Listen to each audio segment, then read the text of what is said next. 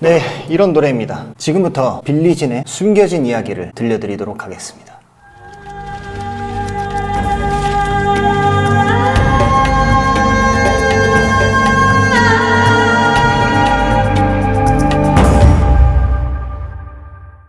네, 안녕하세요 여러분. 명곡이 알고 싶다의 이작입니다. 새로운 콘텐츠로 찾아뵙는 첫 번째 영상인데요. 우리가 알고 있는 수많은 명곡들이 어떤 비하인드 스토리를 갖고 있고 아티스트가 어떤 의도로 곡을 만들었는지 여러분들께 들려드리는 채널이 될 겁니다.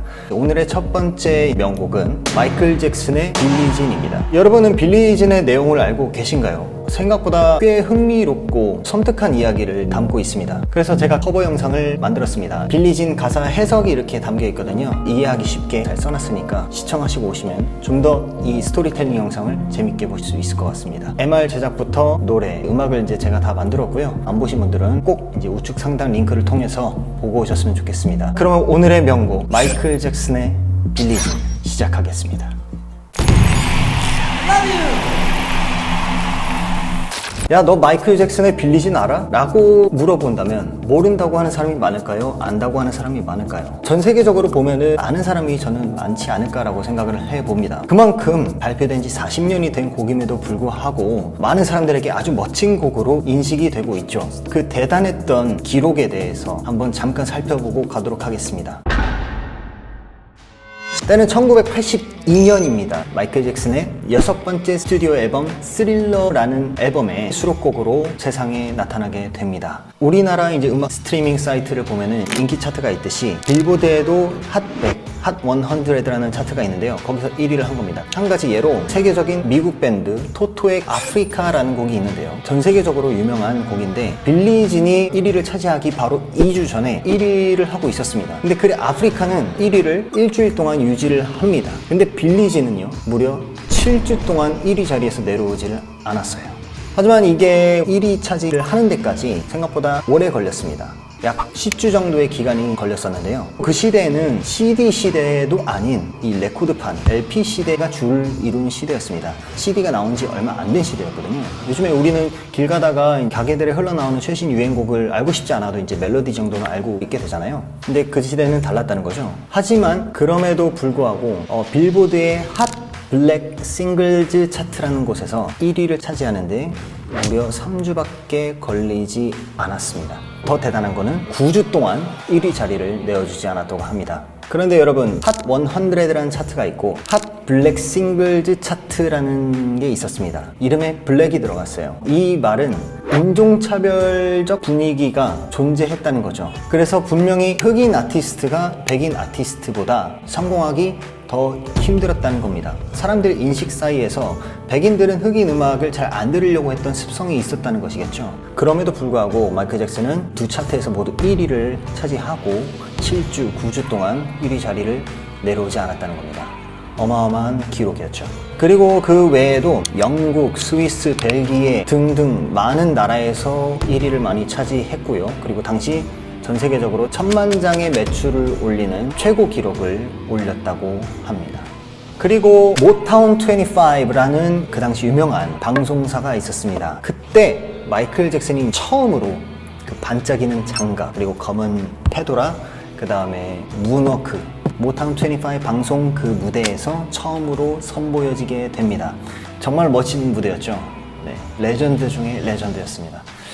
어쨌든 반짝이는 장갑, 페도라, 그 다음 문워크, 그런 엣지 있는 댄스들, 이 컨셉이 아직까지도 많은 사람들에게 회자되고 리메이크되고 오마주되고 있다는 사실이죠. 40년이 흐른 지금까지도요. 그렇게 빌리진은 전설이 되었습니다.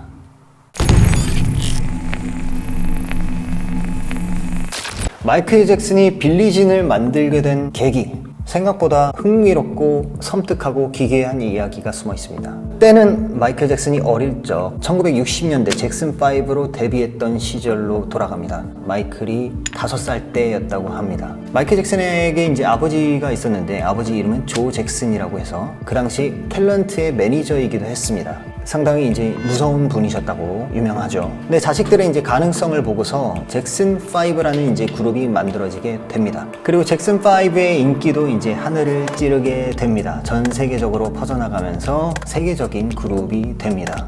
그러면서 안 좋은 일도 있었죠. 그 당시에도 이제 사생팬이라는 게 존재를 했습니다. 지금은 사생팬이라고 하잖아요. 그때는 미국에서 그루피라고 불렀습니다. 그루피라고 그들을 칭했었는데, 이들은 이제 자기가 좋아하는 가수에 대해서 굉장히 집착적인 팬심을 가진 사람들을 칭하는 말이었는데요. 그런 그루피들 사이에서 유행처럼 번진 어떤 이슈들이 있었습니다. 그게 바로 자기가 좋아하는 가수한테 제 아이의 아버지가 저 사람이에요, 내가 임신했는데 이 아이의 아버지가 저 사람이다 라고 이야기를 고백을 한다는 거죠. 그러면서 이제 고소를 막 하면서 난리가 나게 되는 거죠. 그 재판에 승소 패소와 관계없이 그 가수들은 잃는 게 훨씬 많았었습니다. 마이클의 형들이 대표적인 사례였던 거죠. 그 부분에 대해서 이제 마이클 잭슨이 1996년 태국에서 인터뷰했던 내용을 한번 읽어드리도록 하겠습니다. 제곡 빌리진 안에 빌리진이라는 이름의 여성이 있지만 이 노래는 특정 여자에 대한 노래가 아닙니다. 빌리진은 대명사인 것이죠. 60년대에 그루피라고 불렸던 많은 여성들을 뜻하는 이름입니다. 그들은 무대 뒷문 주변과 여러 밴드들 주변을 서성거리며 관계를 형성하려고 했죠. 제가 어릴 적 제 형들과 겪었던 경험을 토대로 쓴 것 같아요. 당시 밖에 빌리진이 아주 많았었죠. 모든 여자들이 자기 아이가 제 형들의 아이라고 주장했었죠. 라고 인터뷰했었습니다. 또 다른 인터뷰에서는 어떻게 허위로 자신의 아이의 아버지다 라고 주장할 수 있는지 도무지 이해가 가지 않는다 라고 발언한 인터뷰도 있고요.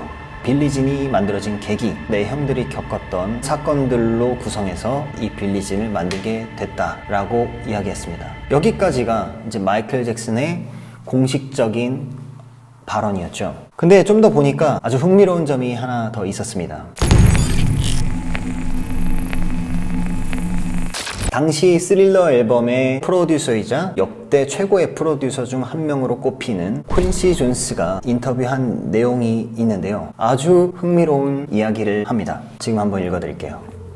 마이클이 어느 날 자신의 수영장에서 수영복과 선글라스를 쓰고 편안하게 누비고 있는 한 여자를 발견했다 라고 이야기했습니다.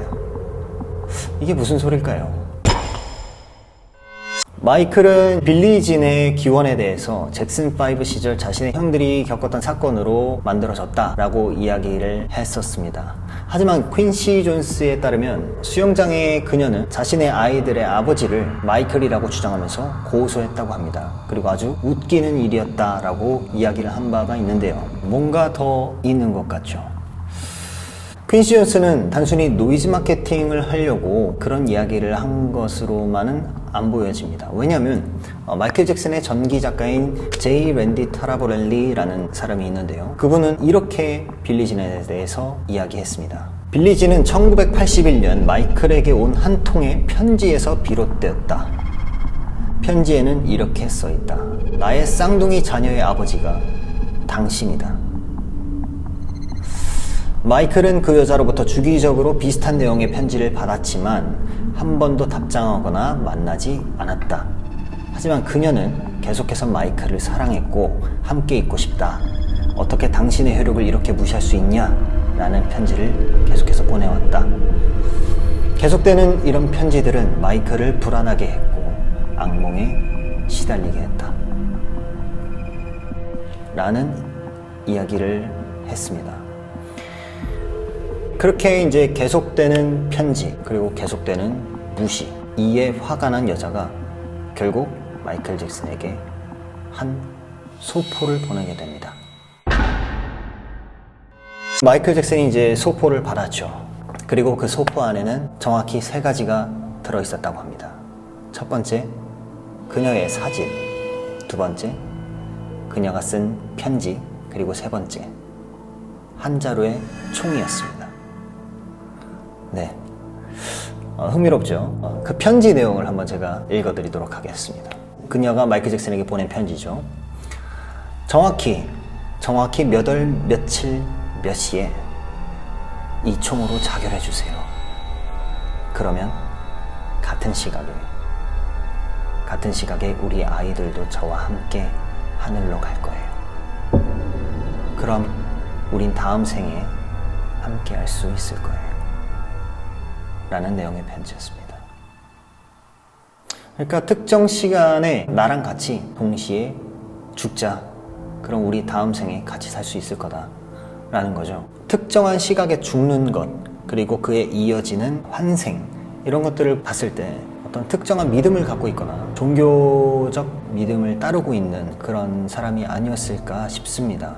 그런 소포를 보낸 것 자체가 뭐 제정신이 아니었겠죠. 하지만 마이클 잭슨은 이 사건에 대해 공식적인 발언은 일체하지 않았습니다. 1982년 말쯤에 나온 빌리진입니다. 타라보렐리 말에 따르면 1981년 마이클에게 편지가 왔다고 합니다. 1981년 정도면 이제 마이클 잭슨이 스릴러 앨범을 준비하고 있을 때 정도로 예측이 되는데요. 고소를 당하면은 그거에 대한 법적 대응도 했어야 됐고 많이 스트레스를 받았을 것이라고 생각이 됩니다. 그래서 이 빌리진이라는 곡이 그녀에게 보내는 편지가 아닐까 그런 생각도 해봅니다. 그 여자는 이제 나중에 어떤 한 정신병원에서 발견됐다고 합니다.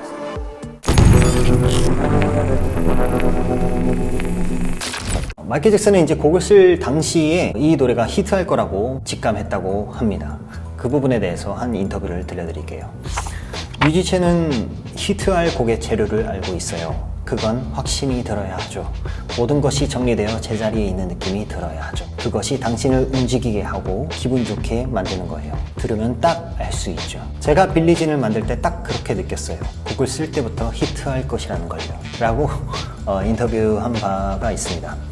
그리고 곡을 쓸 때 유명한 해프닝이 있었는데요. 마이클 잭슨이 직접 한 이야기에 대해서 읽어드리도록 하겠습니다.